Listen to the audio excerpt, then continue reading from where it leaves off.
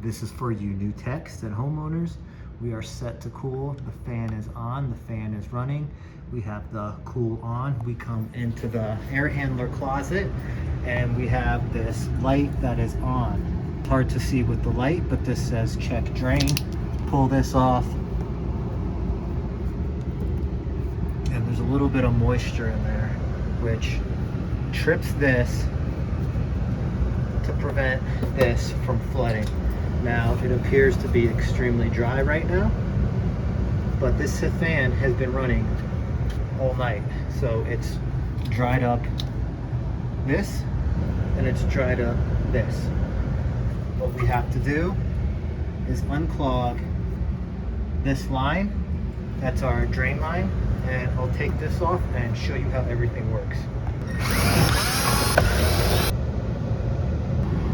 We have two drains here. This drain sits lower than our overflow drain where the switch is. When this senses moisture, it cuts off the power to the Y, low voltage, which it's tied in right here. That is why the fan is still running, but the compressor upstairs is not. So we gotta clear the blockage in this line, which is usually in the trap. Sometimes it's easy as filling it with water and just giving it a little tap. You could cut right here, vacuum it out from here, put a T. You can also grab any type of hose, shove it down the drain line, and just blow as hard as you can. But I'm gonna show you what I'm gonna do. I'm gonna kill the power. I'm gonna take off this cover.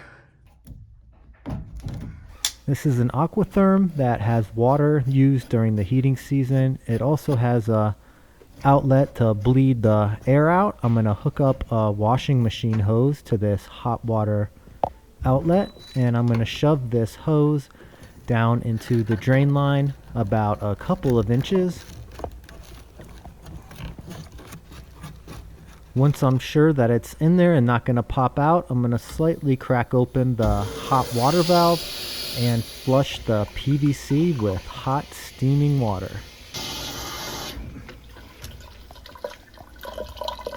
You can see at the bottom of this some of the algae coming out that was more than likely caught in that P-trap.